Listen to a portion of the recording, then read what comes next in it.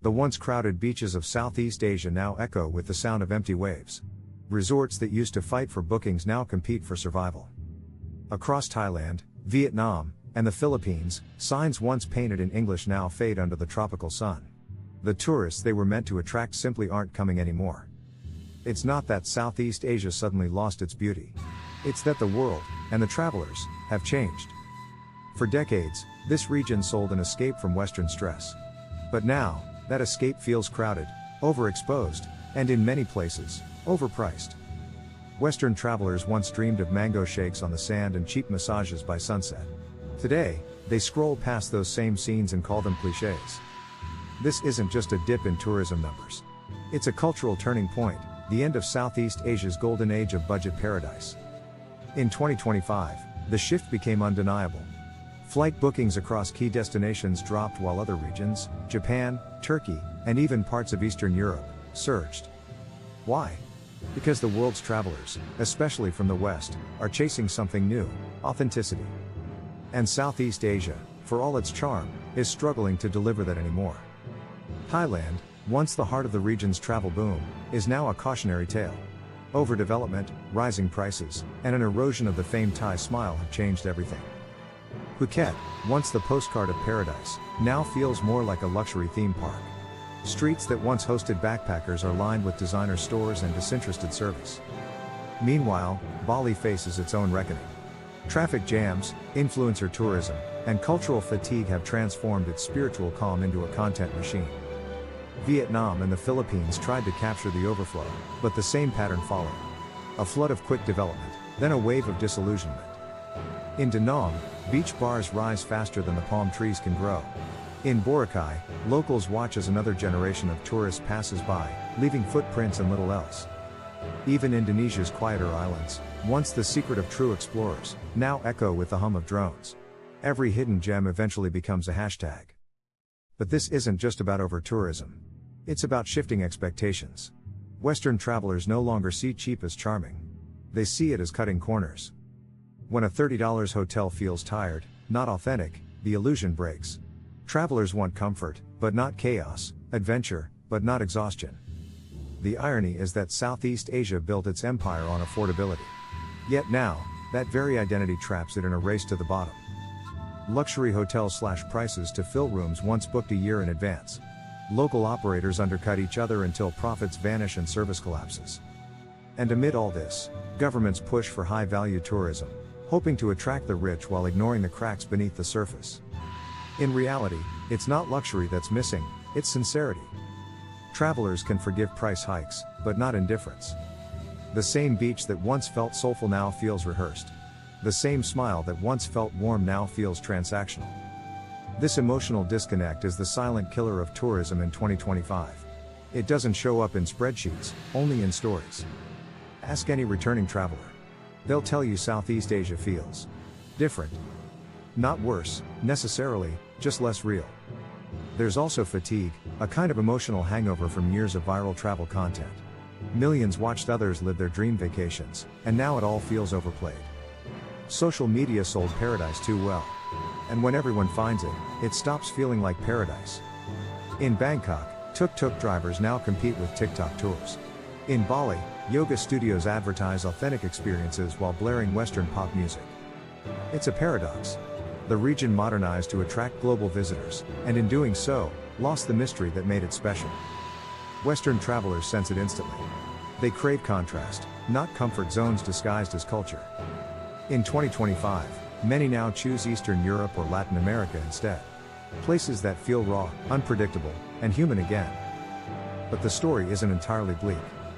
Amid the collapse of mass tourism, a new kind of traveler is emerging, one searching for meaning over marketing. These visitors aren't chasing the cheapest cocktails. They're seeking quiet villages, ethical stays, and unfiltered human connection. In northern Thailand, small eco-lodges thrive while mega-resorts struggle. In the Philippines, rural homestays now rank higher than beach hotels on booking platforms. It's as if travel is returning to its roots, not about where, but why. And Southeast Asia, though bruised, still has time to evolve. The problem is that change here moves slowly.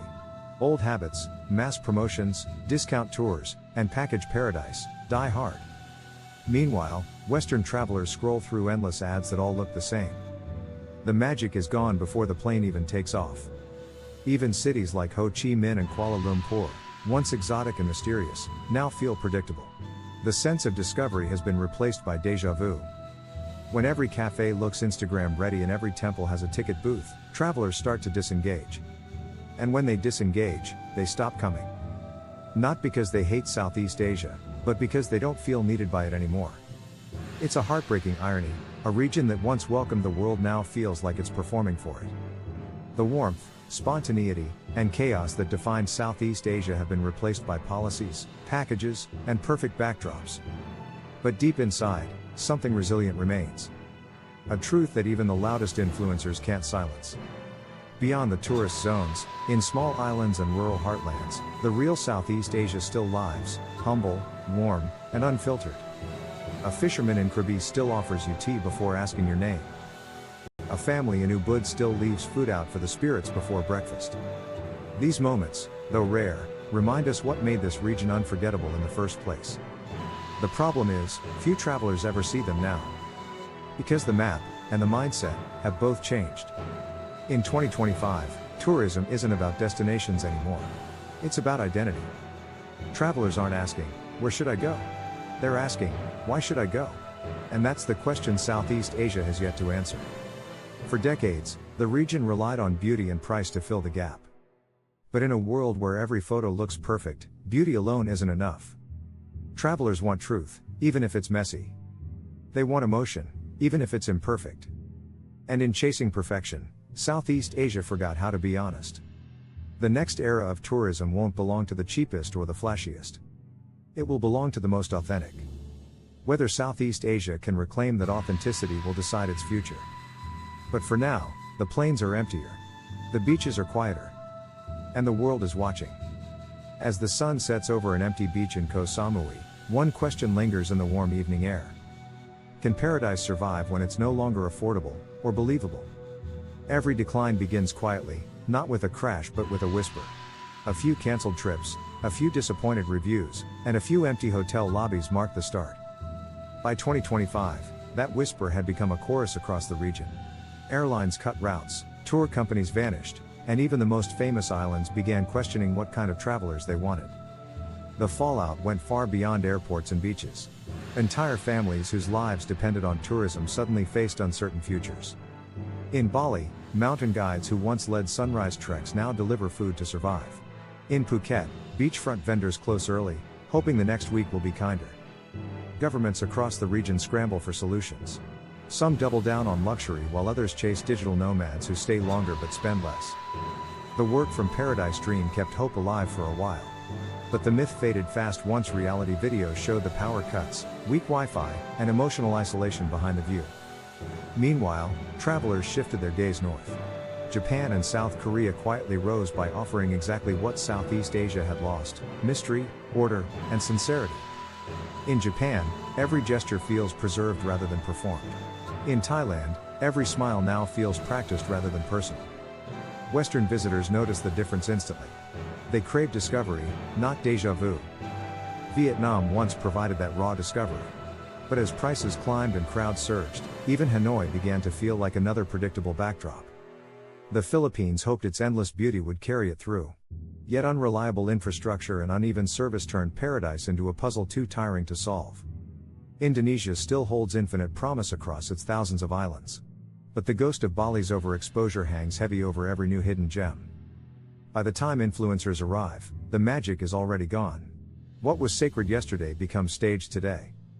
Western travelers aren't angry, just detached. They scroll past drone shots the way they skip advertisements. What they seek now are human stories.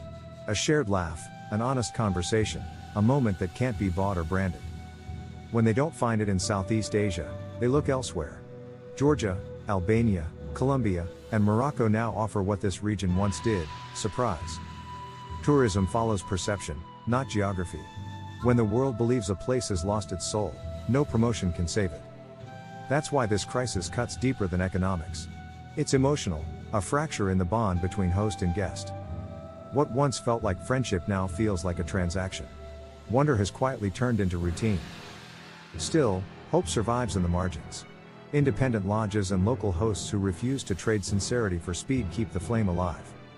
In rural Laos, families open homes to travelers with no hashtags required. In northern Vietnam, farmers cook for guests and tell stories beneath candlelight instead of ring lights. These encounters rarely go viral, and that's their secret strength.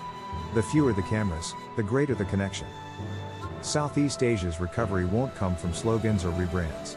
It will come from remembering who it was before the world discovered it. The West has changed, but the East can change too. The question is whether it truly wants to. Tourists aren't avoiding the region out of anger. They're stepping back out of fatigue and familiarity. To win them back, Southeast Asia must stop performing. It must start listening again. Travelers aren't saying, "We're done." They're whispering, "Surprise us again." Cambodia quietly listens to that call. Its slower rhythm and unfiltered charm attract those weary of polished paradises.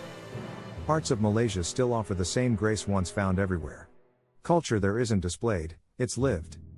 Western travelers themselves are evolving. Many now seek meaning and mindfulness instead of nightlife and novelty. They'd rather share tea with locals than chase the perfect post. They travel not to escape life but to feel life more deeply. That shift is Southeast Asia's chance for rebirth. If it learns to offer transformation instead of entertainment, its magic will return. The new era of travel values patience over pressure. It rewards honesty over hype and reverence over rush. Such values can't be faked through brochures. They must be felt through every genuine smile and imperfect kindness. Governments can build new terminals, but only people can rebuild trust. And trust, once lost, takes seasons to return. By 2025, the region stands at a fork in the road. Chase numbers again, or choose meaning this time. True high-value tourism has nothing to do with luxury jets or gold leaf cocktails. It's about experiences that leave both guest and host richer in spirit. Western travelers don't mind paying more when the value feels real. But value now means connection, not convenience. A 5-star view means little when the soul of the place feels absent. Authentic warmth will always outshine imported chandeliers. The destinations that thrive next decade will be the most honest ones. Real food, real mistakes, real laughter, and real heart will become the new luxury. That essence can't be built, it must be remembered. Southeast Asia still holds it deep beneath the filters. The next tourism revival won't be led by marketers. It will begin in the streets, temples, and kitchens where humanity still lives unedited. Every great comeback begins with memory. Thailand must rediscover grace without expectation. Vietnam must match its ambition with empathy. Indonesia must protect what's sacred before it becomes staged again. The Philippines must remember that beauty means nothing without belonging. Laos and Cambodia must guard their innocence as the world comes knocking. The world owes attention to no one, it grants it to those who stay true. And right now, it's watching to see who will rise with honesty. Southeast Asia can rise again, but not through illusion. Its redemption lies in humility, patience, and the courage to start fresh. When the region tells its real story again, raw, imperfect, and human, the travelers will return. Not for deals, but for meaning. Until then, the beaches will rest in silence. The streets will echo softly, waiting for footsteps that come with curiosity, not entitlement. In that quiet, the land itself begins to breathe again. The smell of rain on stone, the hum of evening insects, the warmth of people unhurried by profit, it all endures. Maybe this stillness is not an ending but a reset. Maybe the world had to step back so the region could find itself again. Because paradise was never about cheap prices or perfect photos. It was about connection, about belonging, about being seen and seeing others. That truth still beats beneath every banyan tree and coral reef. It waits patiently for the world to notice again. When that happens, the plains will fill and the smiles will return, not practiced, but pure. And once more, Southeast Asia will remind us why the world fell in love with it in the first place.